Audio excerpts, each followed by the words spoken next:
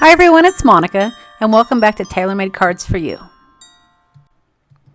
If you've been following me for a while, you know that I love to use these cute little paper dolls on a lot of my cards.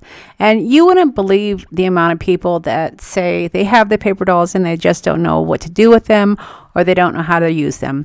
So that's what we're going to do today. We're going to be playing with our paper dolls, and I'm going to give you some ideas on how you can create fun, nostalgic Christmas cards using your paper dolls. Now, black and white to me screams nostalgia. So that's what I really want to focus on today. I'm using some of these holiday paper dolls as well as some paper from Corp brands to create some of these black and white cards. Now, I also used my paper dolls on some cards that had some colors, so I'm going to share those with you as well. And I use the background that I'm using are some toy ads that I have in my Etsy shop, so I'll make sure that I link to that as well. But all these cards are very simple cards that you can create in one evening. So if you have a lot of cards that you need to give out this year, this is a good tutorial for you. So let's go ahead and get started. Now for your background, you're going to want to pick some paper that obviously is black and white. And for my tutorial today, I'm working with some white paper that has some black polka dots and then some black and white stripe paper. And both of these are from Corp brand. Corp brand has a black and white cardstock set, which would be perfect for your black and white cards. So I'll make sure that I link up below for those. Now, when you're working off of a 12 by 12 piece of cardstock, you could typically get not only your bases for your A2 cards, but also some card bases for your 5 by 7 cards. Now, of course, I like to mat my cards, so I will trim down my black and white paper to 3.5 by, let me think here, 3.5 by 5. And then I will trim some black cardstock 4 by 5.25. And then I mat my black and white paper onto my black cardstock. So once you have everything cut out, you want to make sure that you keep your scraps because you're not really sure exactly what you're going to need to put your cards together. And those little scraps would look great as little additions to your cards. So keep everything. Don't throw anything away. And then once you have everything cut out, it's time to go ahead and just start putting together your cards. Now, I'm also working with a black and white holiday set, which is from Corp brands as well. And this is the Farmhouse Christmas set. This is one of their more popular sets, but it really is gorgeous and it makes some great black and white cards.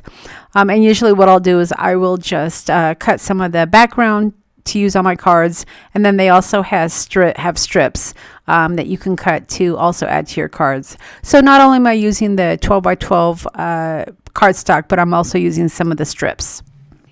Now remember, when you're making your black and white cards, you don't just have to think about black and white cardstock.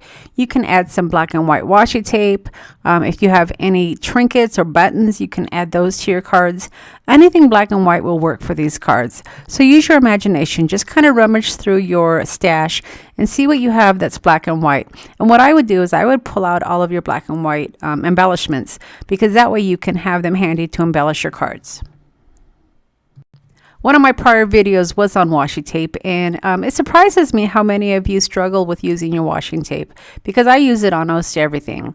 And then again, here's another idea. If you are adding a strip of cardstock, you could easily use your washi tape to just border it, and it really does finish off the card. That way your cardstock isn't raw at the edges, and it does add more interest. Now, if you want to add to the vintage design of your card, you could always use the distress tool that I just showed you a few minutes ago. And that's a tool where you can rub it against your cardstock to create more of a distressed look. And that works nice as well. So I'm going to go ahead and put on some Christmas music for you while I put together some of these cards. And then I'll be back at the end to finish the cards off.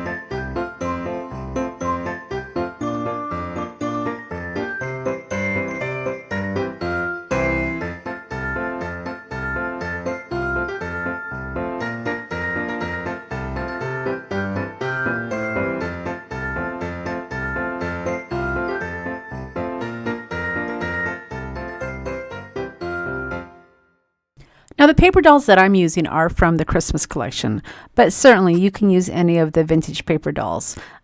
Just if you're making a Christmas card, you probably want to find ones that will fit the theme, of course. And as you saw, these cards went together really easily. There was no stamping, mostly just cutting your paper stock and then putting the cards together.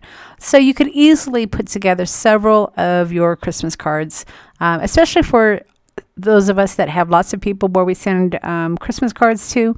You could easily put these together, and they definitely look handmade and have that nostalgia feel to them. So I'm sure they would be a big hit. So to help a couple of you out, I did do a drawing from my video that was the Christmas scene where I used a couple of paper dolls, and I am going to send 2 of you the black and white set from Canvas Corp brand.